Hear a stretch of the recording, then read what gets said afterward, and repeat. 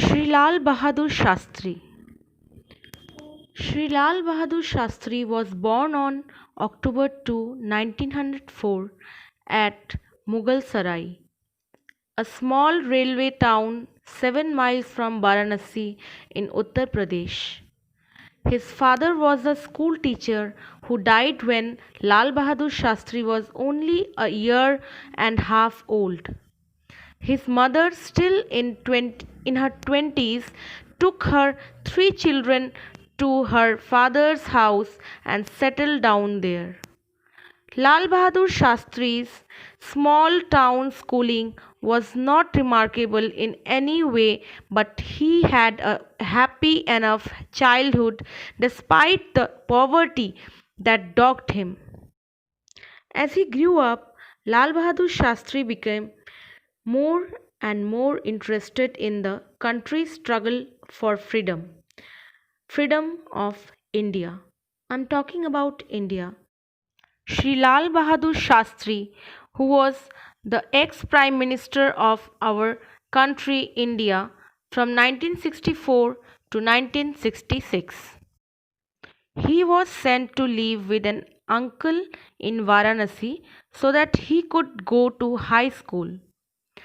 Little One, as he was called at home, walked many miles to school without shoes, even when the streets burned in the summer's heat. Lal Bahadur Shastri joined the Kashi Vidyapith in Varanasi, one of the many national institutions set up in defiance of the British rule. There, he came under the influence of the greatest intellectuals and nationalists of the country. Shastri was the bachelor's degree awarded to him by the Vidyapith but has stuck in the minds of the people as part of his name. In 1927, he got married. His wife, Lalita Devi, came from Mirzapur, near his town, means his hometown. The wedding was traditional in all sense but one. In spinning wheel and a few yards of handspun cloth was all the dowry. The bridegroom would accept nothing more. Sri Lal Bahadur Shastri dedicated more than 30 years to the country, and he came to be known as a man of great integrity and competence. He was a man of great inner strength, humble and tolerant. He understood people's language and was a man of vision towards the country's progress. Our second Prime Minister, Sri Lal Bahadur Shastri. Simple living, high thinking.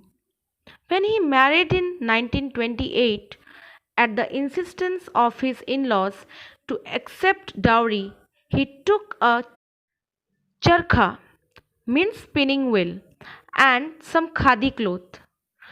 Even when he passed away, he reportedly had no property in his name and left behind a few books and a dhoti kurta. As a child, Shastri is known to have swam across the river to reach school to save his impoverished family money to pay for a boat ride.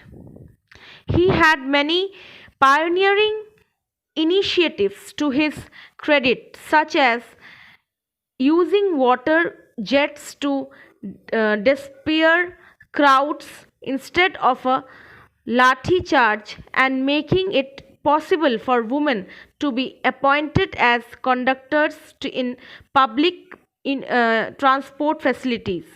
He also raised the slogan of Jai Jawan Jai Kisan during the Indo-Pakistan War in 1965 and paved the way for India's food self-sufficiency.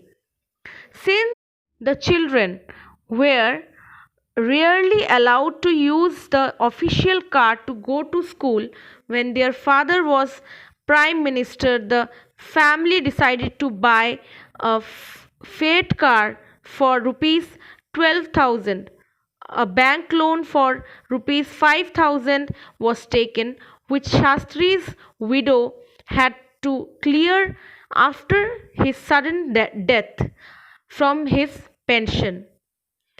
On a visit to textile mill as a prime minister, when the owner offered to gift him expensive saris, Shastri insisted on buying and paying for only those he could afford. He also had an undue promotion for his son overturned. In his Maidan Independence Day speech in 1964, Shastri told the youth to strive for moral strength and character.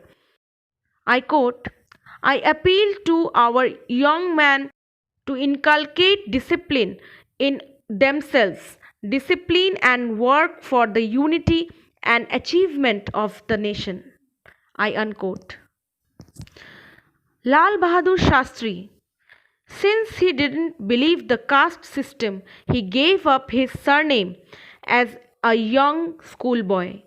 The title Shastri was bestowed on his own graduating from Kashi Vidyapith as a mark of scholarly achievement. The life of India's second president, Lal Bahadur Shastri, holds several lessons in honesty, integrity, and simplicity for children and adults alike.